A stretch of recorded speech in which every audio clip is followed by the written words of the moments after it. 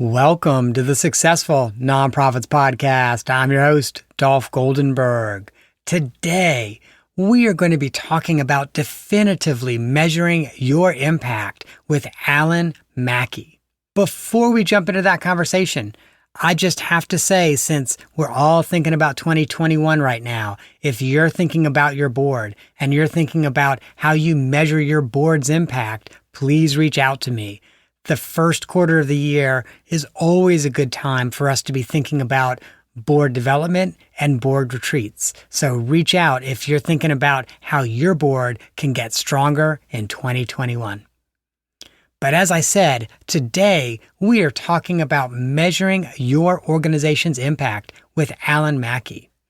Alan is an attorney who actually started off evaluating the impact of legislation on criminal justice in Britain's Home Office, which is kind of like our Department of Justice here in the United States. He was there about a dozen years before rolling out into the private sector, where he expanded. He continued to help measure impact in areas of criminal justice, but then expanded to education, healthcare, and other public service, public sector, nonprofit organizations. I will share with you that one of the things I have really admired as I've been following his blog is the way that he breaks things down, and he makes what seems really complex pretty simple. And I have to say that is a gift and it's a talent. And it's one of the many reasons why I wanted to make sure that we had Alan on the podcast. Hey, Alan, welcome. Hi, Dolph. It's great to be here. I'm looking forward to our conversation. Same here. And I thought where we might start is, I know there's a case study that you've been talking about recently about Gideon's Promise. Can you share a little bit about that? Yes, certainly. I'm delighted to. Gideon's Promise is an organization, a nonprofit based here in Atlanta, Georgia, and was founded by Jonathan Rapping and his partner, Ila Maskia. And they train and support public defenders to put the client at the center of the public defender practice. So they're an awesome organization. They work across the south of the United States and the Midwest. And their goal isn't just to make attorneys be better advocates on behalf of their clients. They really want to transform the criminal justice system here in the States. And they're a wonderful organization. And I think as I read your case study on that, I think Gideon's Promise had sort of an unusual type of outcome they wanted to track. Not your typical, like, how many are convicted, how many are not convicted. Yeah, absolutely right. And I remember my first meeting with them. I and my colleague Jack Cattell turned up, and I was trying to understand, what was the impact they wanted to make. And I kept saying to them, is it less severe sentences? Is it increase in acquittals? And Jonathan Rapping, he got a little bit frustrated, and he said, well, if you don't get it, you can leave the meeting now. And I said, well, hang on, be patient, we'll get it. But what they wanted to measure was really the client experience. Did the client feel that they had been put at the center of their defender's attention? Was their story being told? Was their case being investigated? The concern of Gideon's Promise is that often public defenders just sort of take a case and agree a plea, and the client's not really involved. They're often the most vulnerable people in our society, without means, without a voice, often marginalized. So this was very important. So what we understood working with John and colleagues was really what was important to public defenders, what they were trying to achieve. So that was a very good starting point for any nonprofit. What are you trying to achieve? What's important to you? Even if you think that's difficult to measure, if we begin to understand what you're trying to do, we'll come up with the measures. So what we did was we devised two measurements. One was called is called the Defender Values Spectrum Survey.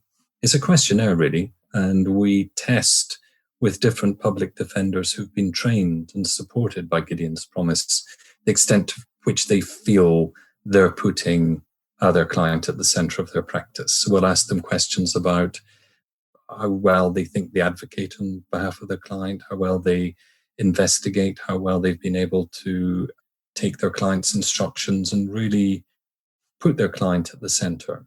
And then we also have a client experience survey. And this isn't a customer satisfaction survey. It's a little more detailed, but we try and understand from the client's point of view, that they really feel that their story had been heard, no matter what the outcome. I mean, so often the system's rigged against these defendants. They come in and there's a presumption of guilt upon them when they walk in the court door. So, they know that's the case. But do they feel, even if they're being sent to prison, even if they're being found convicted, do they feel that someone had stood up for them in court? And I think that's very important. Gideon's Promise feel that's very important. And we find the clients also feel that that's very important. So this was a really exciting project to be involved in. It's still going on. We did the feasibility study. We tested our instruments. And we're just set when the funding comes to roll this out. For me, it was transformative because it got me away from, as you said, I was an attorney. I worked for the British government. So often it was just, surely the measure of success is we got this guy off, or surely the measure of success is he didn't get a jail sentence. But this was something different, and this was something more important. And I will say part of what I love about Gideon's Promise's decision to focus on how the defendant felt about their defender and not about the outcome is because, as you said, the system is so stacked against people who've been accused of crimes, but also because public defenders have such a larger caseload than the prosecutors that are working for the DA's office. And so a prosecutor often has 2 or 3 times the amount of hours to prosecute a case than a public defender does to defend it. And so consequently, I could totally see how a lot of public defenders start to sort of become a mill, like, okay, I got 45 minutes with you. Let's get this done. All right, you're in, you're out.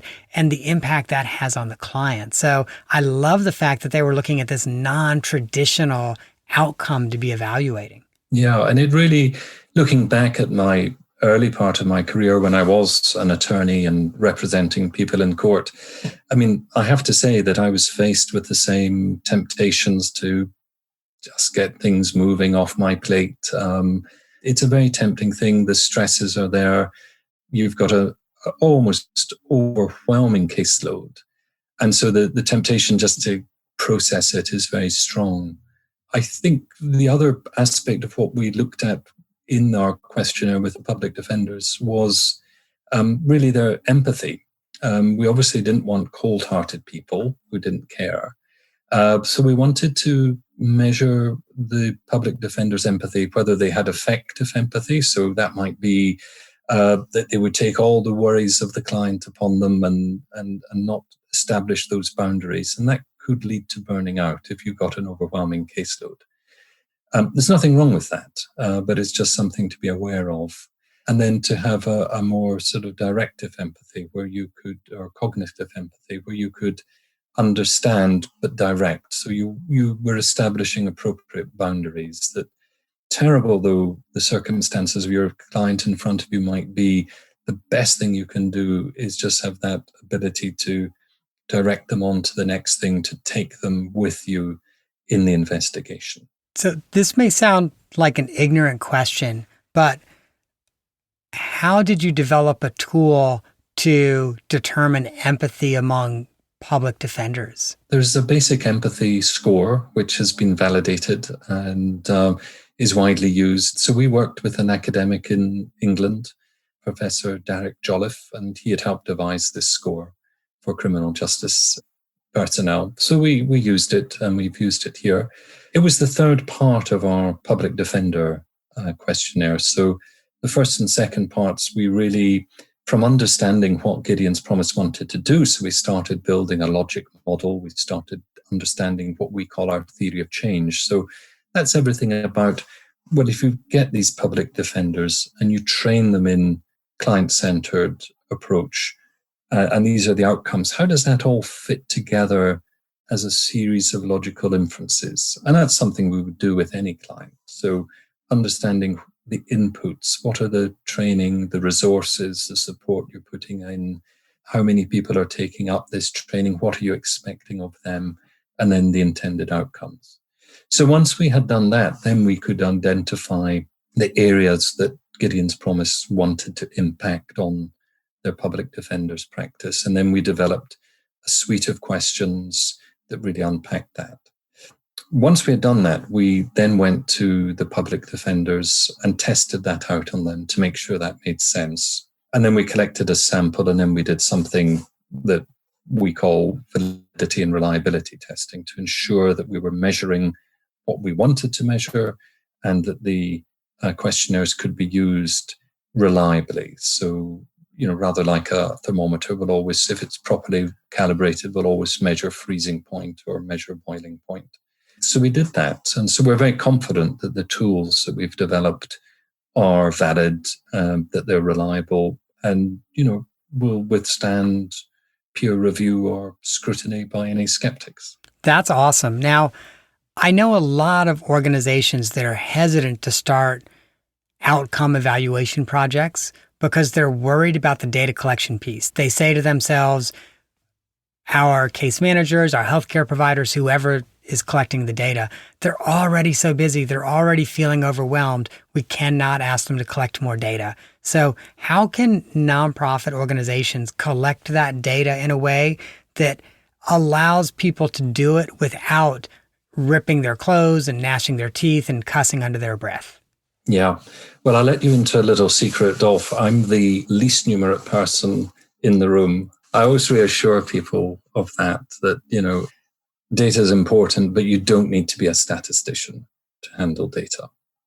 There's two questions there. One is a fear of data. And I think in our society, people are anxious about their numeracy skills. People are anxious about spreadsheets, and they become overwhelmed.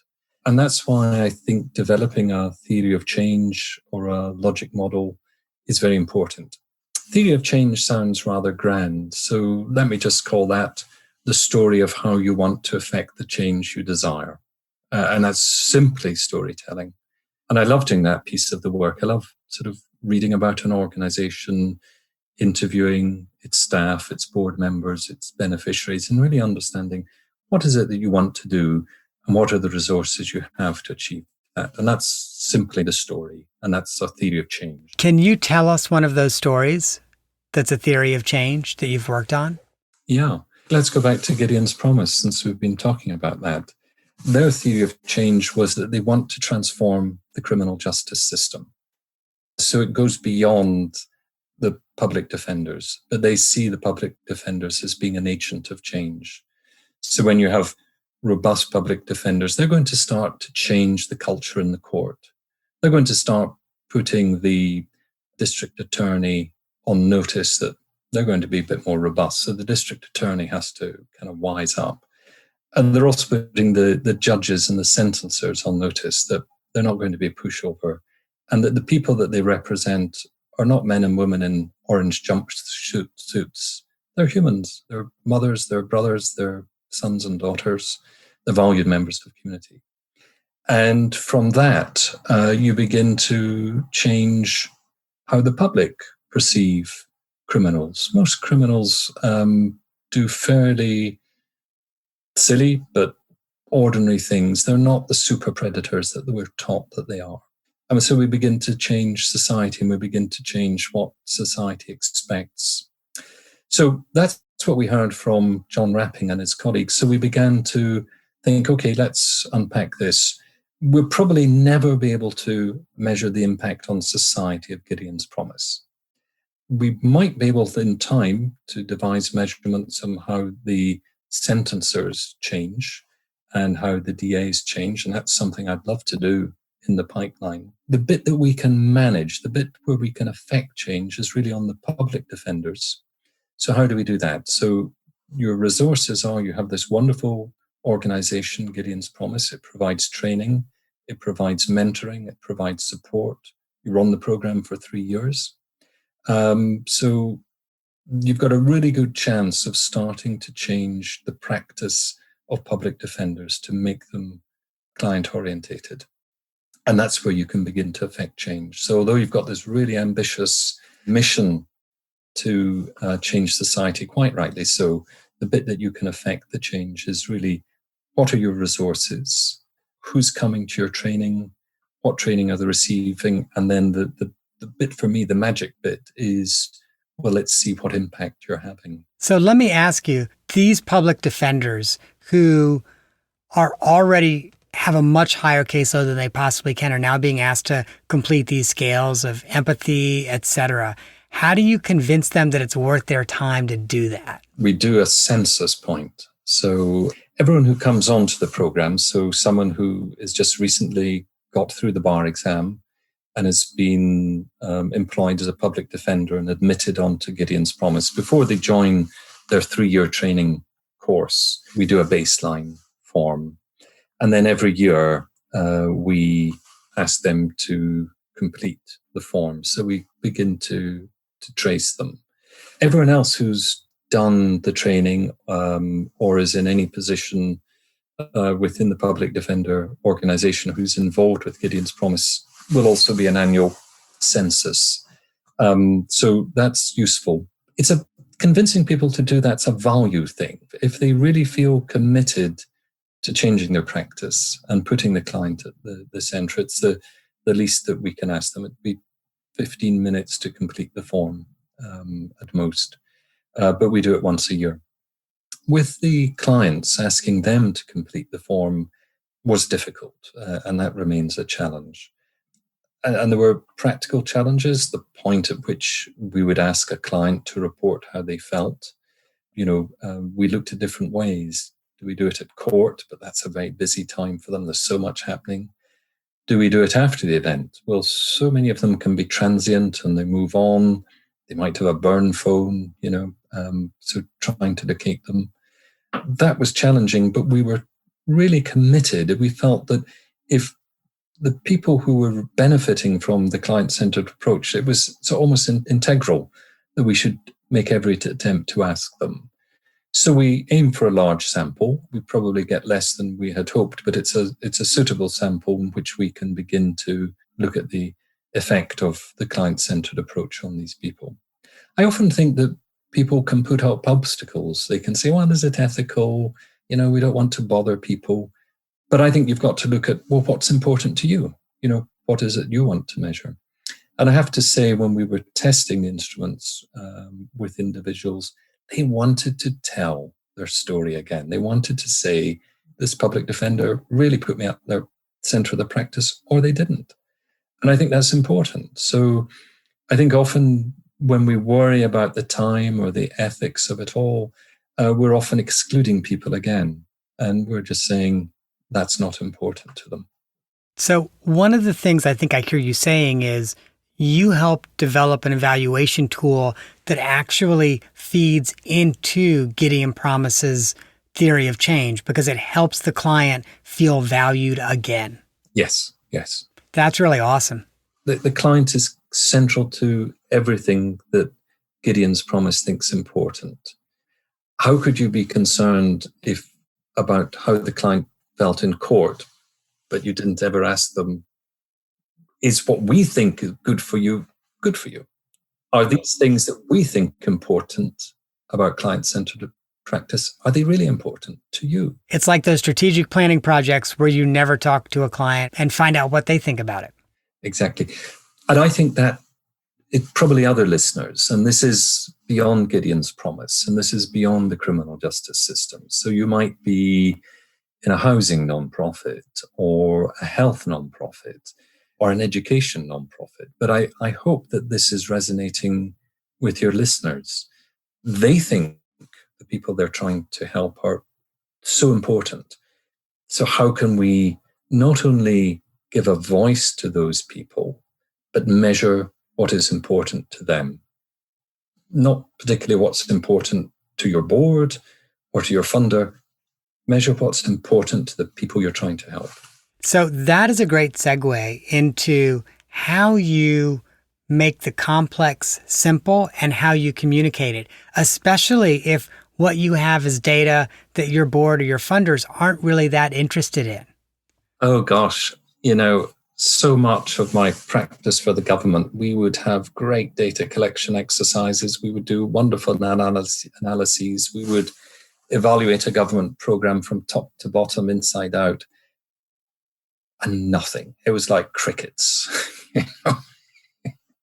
I don't know. I mean, I kind of look back at my 25 years and think, I wonder what difference I made, doing government research. I think the key is, what Gideon's Promise really taught me, and what working increasingly with nonprofits and less with government, what it really is teaching me is that nonprofits know what's important.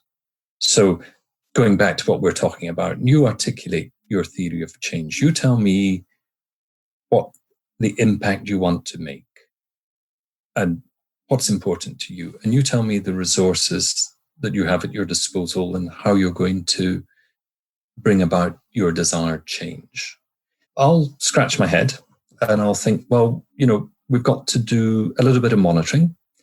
We've got to make sure that your resources are being applied in the right way, that you've got, if you're training people or if you're running a clinic, we need to make sure that that's well resourced and that the people who provide the resources are giving them to you and that they're arranged in the right way. And that's just a good bit of housekeeping.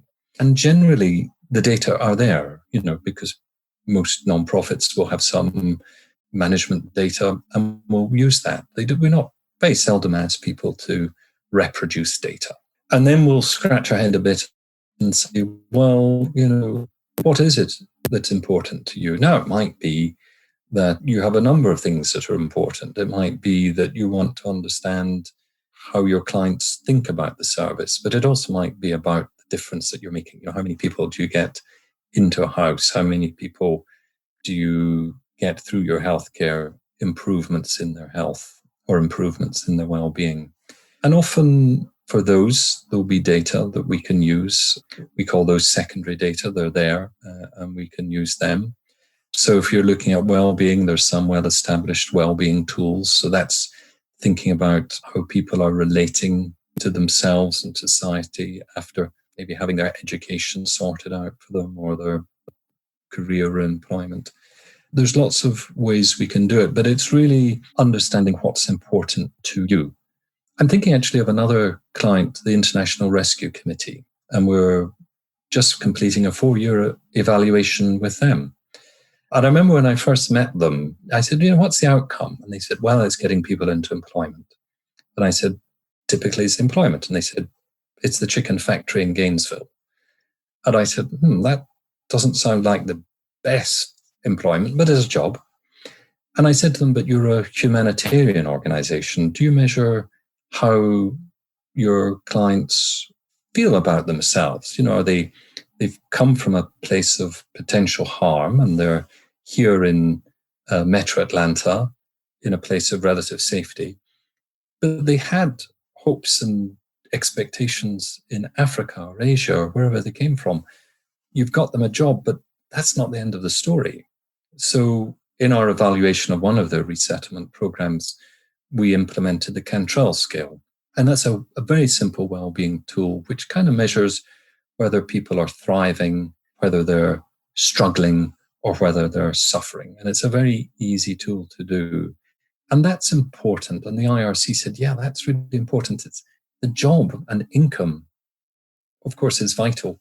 But we need to understand, does someone feel there's something beyond the chicken factory? Is there a way in which they feel they could begin to thrive in their new home, that they could maybe pick up what they had hoped to do when they were back in Africa? You had mentioned at this point a few validated scales that organizations use. How does an organization find those scales if they want to measure empathy or thriving or anything else? One of the very simple ones, and the Cantrell scale, and you could just look at Gallup and find that it's a very simple it's a ladder scale, 10 steps of the ladder, and you just ask someone to pinpoint on the ladder how they're feeling. And then where they've identified that is they're either suffering, struggling, or thriving. So it's very simple. The empathy skill, the best empathy skill, is just widely available. You can use that. There are other ones that we would perhaps go and look to. I'm not saying that you would need professional support to find them, but again, it's all about understanding what a well-being tool is trying to measure and making sure there's a good fit. And so not always just taking things off the shelf and applying them without kind of understanding how they were created, what they're intending to measure, and how they can be used properly. But I think the Cantrell scale for an organization who thinks that's appropriate, it's one Gallup use. It's great for people. There's very little language barriers to overcome, and there's very little sort of cognitive ability to overcome. It's just very straightforward. That's awesome. And we can post that in our show notes, and we'll follow up with you as well and get the empathy scale, a link to that you mentioned. It's widely available, because I'm sure a lot of our listeners would be very interested to see those. Well, Alan, we are rapidly approaching 30 minutes, and I got to ask you an off-the-map question. A lot of our listeners probably were in their high school band or marching band. And I understand that in your school band, you played an instrument that probably most of our listeners have never played. Yes, and it wasn't the trumpet. It was the Great Highland Bagpipe. I went to school in Edinburgh many, many years ago. The principal wanted to have a pipe band. And now, 40 years later, the pipe band that they have is a renowned pipe band that wins lots and lots of prizes. But I was one of 4 boys. We were all boys in those days. And we were selected to learn the bagpipes. And so it was a great thing. It's a great party piece to have. I wasn't a great band member in kind of marching up and down or standing in a semicircle with the other 3 boys. If I had my bagpipes, you get invited to weddings and I get to play. Here, stateside, the pipes are over in Scotland, but here I do have my little practice instrument, and I just practice my skills and my tunes, and it's great. That's really interesting. And you mentioned that you were selected. Does that mean that you competed and were selected, or does that mean someone just said, you're going to play the bagpipes? It was the latter, yes. I think I'd started to play them actually.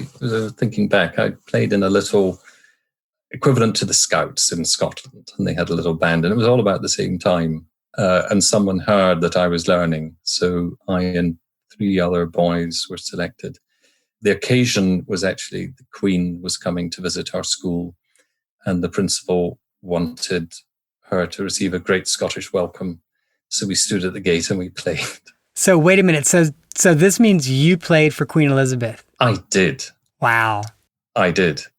Yes. And we were told, and this is true, I believe, that she is quite a discerning listener of the bagpipes. I believe every morning she's woken up by a piper. So she knows her stuff. So we had to be good. I have to ask you another question now, because I did not know about this and I'm going to have to Google this. Wait a minute. She's woken up by a piper every morning. Does that mean the person is like outside below her window, or is the person in her room? When I was living in London, I knew her personal piper, and he used to have to get up quite early in the morning, and he would walk up and down the garden at Buckingham Palace, I guess, and play a tune.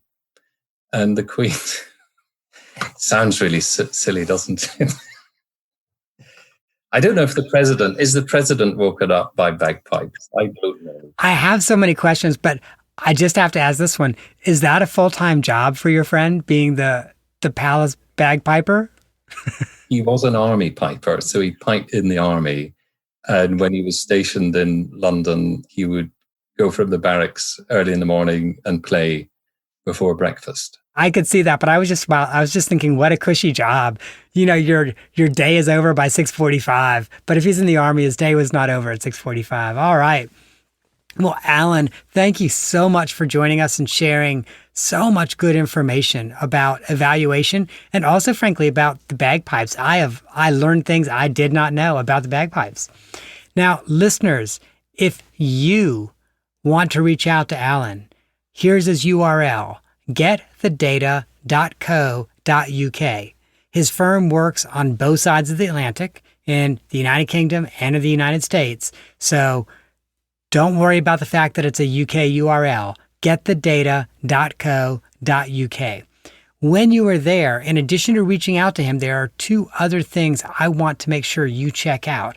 The first is check out the blog and one specific article entitled something like Influencing Through Data. And that article will help you understand how to explain your data to people who are skeptical about the veracity of your data.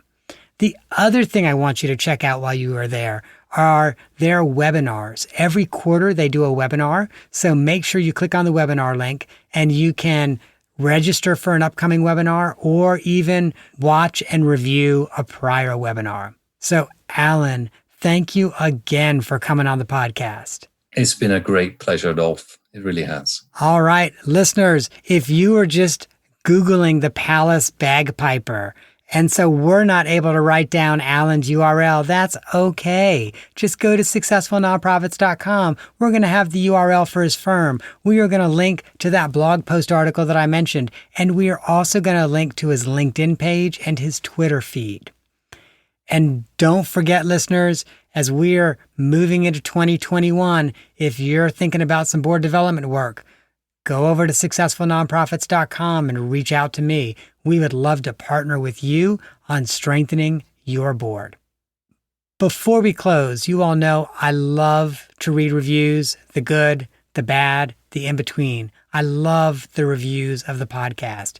And we've had a few over the last month or so. And I wanted to read one from Josh. He said, whether you're well established as someone who can translate creative energy into the impact you want to have on the world, or just getting started as a catalyst for change, this is a must-listen podcast for you. Highly recommend listening and subscribing. Josh, thank you so much for the review. I am grateful. You are helping other people find our podcast and get this resource. So listeners, please pick up your phone, write a review.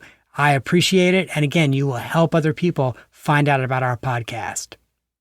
Now, if you enjoyed this conversation with Alan Mackie, you should absolutely go back and listen to episode 3, Measuring Outcomes, with Karam Hassan. Quick note though, episode 3 is not available on the stream on your phone. We've removed probably about 50 or 60 of the first episodes because the audio quality is no longer up to what we find acceptable from the stream. But you can go to successfulnonprofits.com and still play that episode. That, listeners, is our show for this week. I hope you have gained some insight to help your nonprofit thrive in a competitive environment. And just a quick reminder that I am not an accountant nor an attorney, and neither I nor the Goldenberg Group provide tax, legal, or accounting advice. This show is intended for informational purposes only and should not be relied on for tax, legal, or accounting advice. And let me give you a secret. If that's what you need, you should find a qualified, licensed professional and talk to them.